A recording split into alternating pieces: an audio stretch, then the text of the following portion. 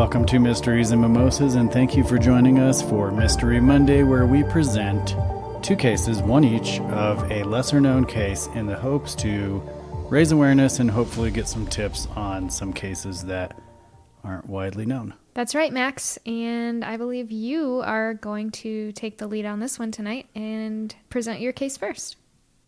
I'm going to do that, but before we get started, I want to remind everybody, please give us a hand and check us out on Instagram at Mysteries and Mimosas Podcast. Also, you can check us out on Facebook and TikTok. I'm not really good at TikTok. We've got 2 videos.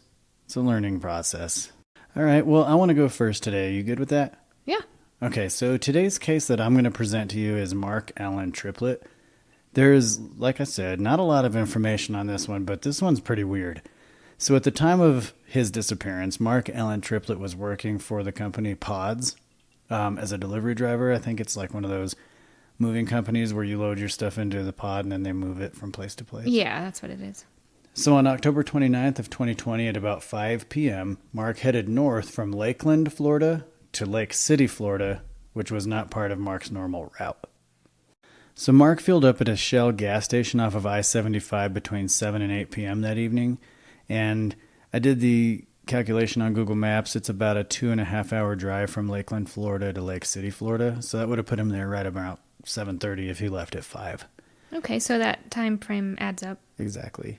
So 3 days later, Mark's delivery truck was found abandoned just east of Lake City, Florida, off of Highway 90 on Gate Road. The abandoned delivery truck was carrying a locked, empty pod. So he's going off of his normal route, but he's in his work truck. This isn't his personal vehicle. Right. No, it's one of the work trucks because it had the pod. It was carrying a empty pod. Yeah, okay. So the truck was found backed in a grassy driveway at Gate Road, partially blocking the entrance gate to a hunting club there. Mark had experience hunting in Osceola National Forest years prior. Is that right? Mm-hmm. Is that how you say that? Mm-hmm. Osceola National Forest is approximately 200,000 acres of wilderness. There's hunting, fishing, camping, a lot to do there. And it's an area that he's familiar with. Yeah, he's familiar with the area because years prior he had experience hunting there. Yeah, but that's so weird that he would just go with his work truck and just head up to go hunting in this 200,000 acre preserve area or whatever. That's kind of strange. Well, right, and there's not a lot of information out there, so I don't know if he told someone, hey, I'm going to go up and I'm going to go hunting. The information we have says that he hadn't been there for years beforehand, so I guess it's kind of out of the ordinary, but I don't know. Maybe he was a regular hunter every year and people just didn't know it. Either way, that's the last place that he was, I guess, known to be because his truck was found there, and it wasn't uncommon for him to be in that area because he had experience hunting there. Right. So they conducted searches in the surrounding area and, set up posters. They distributed a bunch of posters in the area, but he's never been seen or heard from again. Wow. Well, if he's out there on 200,000 acres of wilderness in Florida, there's no telling where he could be. That's a big area. Exactly. And I was looking online at the different hunting seasons. There is some various different small game and large game hunting during that time, of October.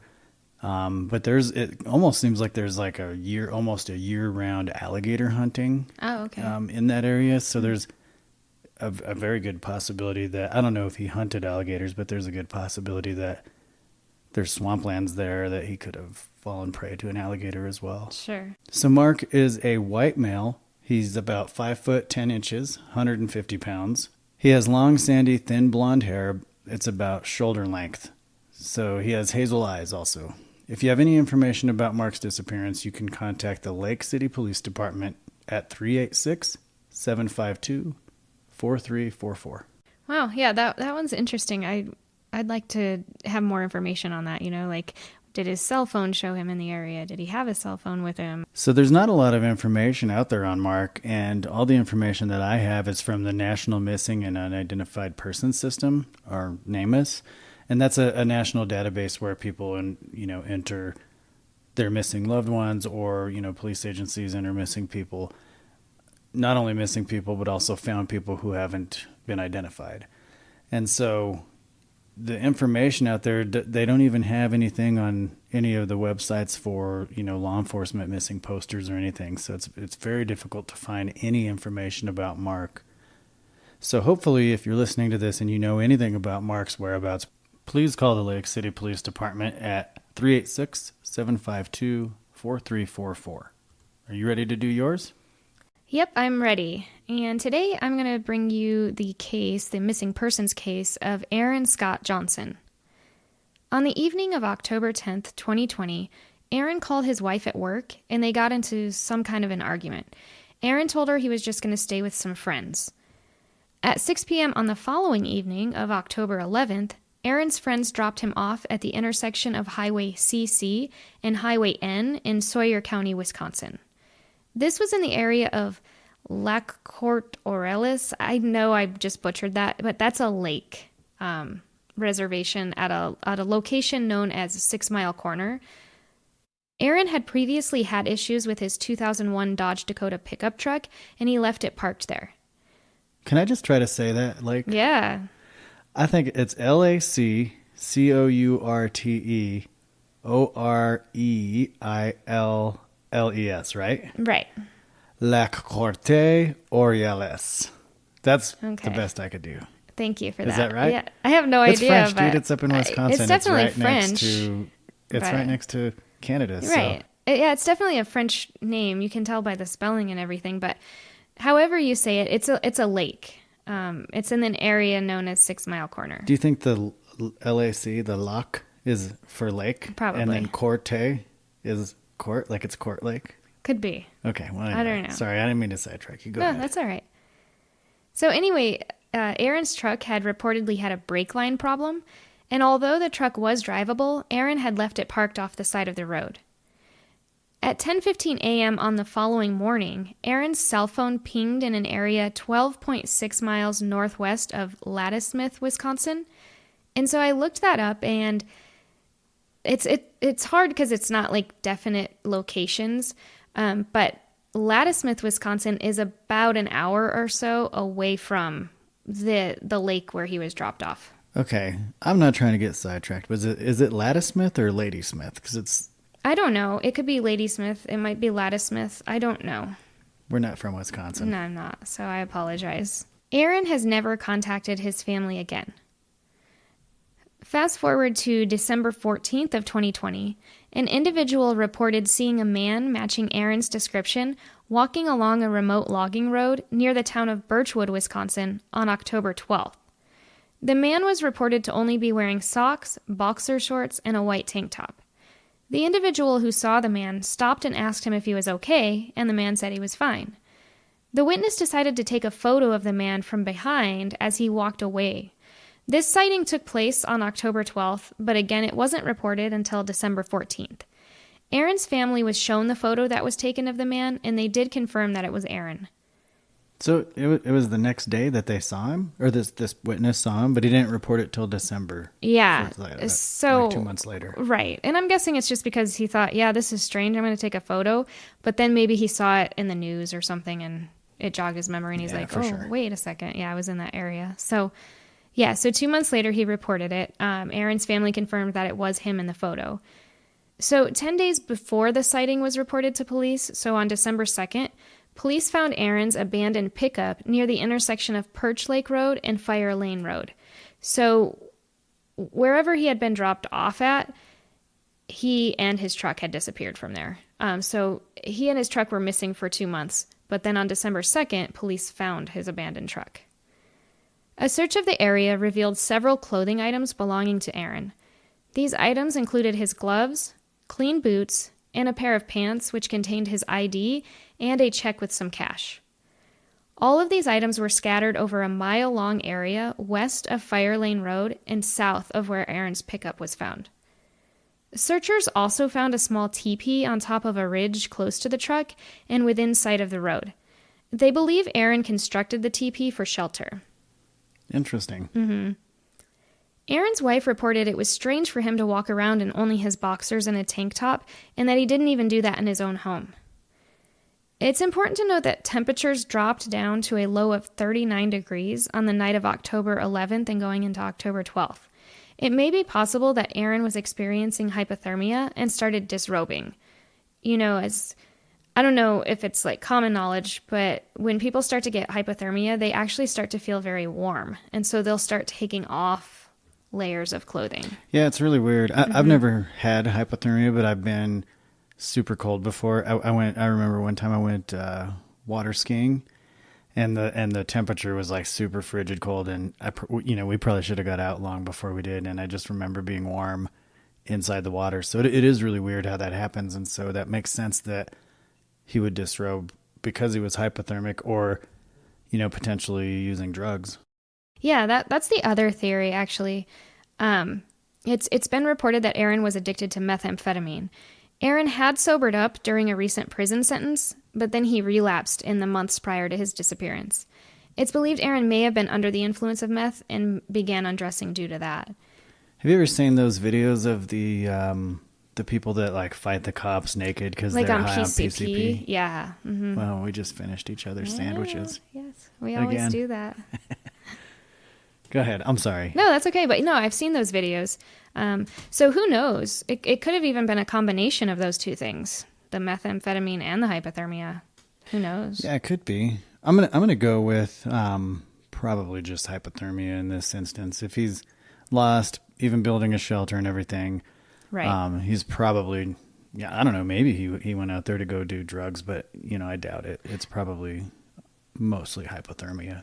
I would be curious to know too if his truck was still drivable when the police found it, or if the brake line had finally had an issue that couldn't be repaired, or he wasn't able to drive it. Did he break down on the side of that road? I don't know. There's no information to say why he was in the area that he was in. Well, Nobody said that he was supposed to be up there or anything. And he had already had trouble with the truck prior to that. So did it break down? I don't know. Yeah, it just depends on what the extent of the car trouble is. If it's just a, mushy brakes because there's air in the brake lines, most likely you can get somewhere. If it's completely leaking and there's no fluid, then you're not going to be able to stop. The car will still run. You just won't be able to stop. So, yeah, I'd be interested to see what the extent of that car problem was. Assuming that it is just brake lines and the car can't stop, the car is still going to be able to run. So you'd think that he'd be inside the car to stay warm, right? Right. Or, was the car out of gas? I have no idea. It didn't say. Interesting. It's possible. Aaron's wife also reported that around this time he was depressed due to some stressors in his life. His wife said he was a devoted stepfather and he worked hard for his family at his job at Potter's Farm, which was located in Exeland, Wisconsin. Aaron is described as a white male, 5 feet 6 inches tall, around 200 to 220 pounds. He was last seen wearing a white tank top, blue-gray plaid boxer shorts, muddy socks, and no shoes. He has blonde hair and blue eyes. His head was shaved at the time of his disappearance. He had numerous tattoos, the number 817 by his left eye, SS bolts behind his ear, the name Jesus on the side of his neck, Jesus Christ with a crown of thorns on the front of his neck, the phrase 100% honky across his back, full sleeves on both his arms, including a large cross with praying hands on his forearm, and a nude woman on the other forearm, the name Amanda on the back of his hand, and the word wood on his abdomen. Aaron goes by his initials AJ. If you have any information at all about Aaron Johnson's whereabouts, please contact the Rusk County Sheriff's Office at 715-532-2200. Not that it has anything to do with Aaron's disappearance, but based on those tattoo descriptions that you just gave us, clearly Aaron has some kind of experience or connection to a white separatist gang. The SS bolts behind his ear, wood on his stomach is short for peckerwood, the 100% honky tattoo, and then the 3 numbers on his, beneath his eye, the 817. That's typically some kind of area code. In this case, 817 is an area code in Texas. It's not to be confused with 187, which is the penal code in California for homicide. So, yeah, when I see these types of tattoos on people, that typically means that they've done some kind of prison sentence, which we already know about Aaron. Those tattoos and that affiliation probably doesn't have anything to do with his disappearance, but they are unique characteristics that stand out for sure. Maybe he's not involved in that anymore, but it is good information to have. Very distinctual. Exactly. He'd be able to... Distinctive. Yeah. You'd be able to pick him out. So it is very important information to have, regardless of the meaning of the tattoos or if he's still involved with any of that. It's a good way to be able to identify him. Oh, for sure, for sure. So again, can you give us that number for the Rusk County Sheriff's Office? Yeah, it's 715-532-2200. And again, the number for Mark Triplett's disappearance, if you have any information about Mark Triplett, the phone number for Lake City Police Department in Florida is 386-752-4344. I don't know. I feel like Aaron is out there somewhere. I don't think that there's foul play on either one of these cases. I definitely think this is a case of people that, got disoriented inside of wilderness and became missing. Hopefully they're found, and hopefully they're found alive. That would be nice. That does happen. But nonetheless, if you have any information, please make those phone calls, and you can also leave us a tip on our website. That's happened. Yep, it has. And don't forget to check out our website at mysteriesandmimosas.net, where you'll be able to see photos of Mark and Aaron, and we also have photos of all of Aaron's tattoos as well. Yeah, and I think it's worth noting that sometimes the pictures that we have don't get uploaded right away because our web designer is got a lot on his plate, and so if it doesn't get uploaded soon, he's fired. That's all I'm going to say. Yeah. I have agree. to hire a new one. Yeah, for sure. Are you interested? Taking applications? No. No? Okay. No. Well, anybody that is interested, reach out to us. We can pay you in mimosa recipes. Or mimosas. No, I'm not even going that far. We can pay you in mimosa recipes. Wow. Mimosa recipes. I can already see the applications just pouring in right now. I have to stop this podcast immediately because I have to start answering some of these incoming applications. Yeah, sorry about that. That's fine. All right. And for Mystery Monday, this is done, son. Cheers. Cheers.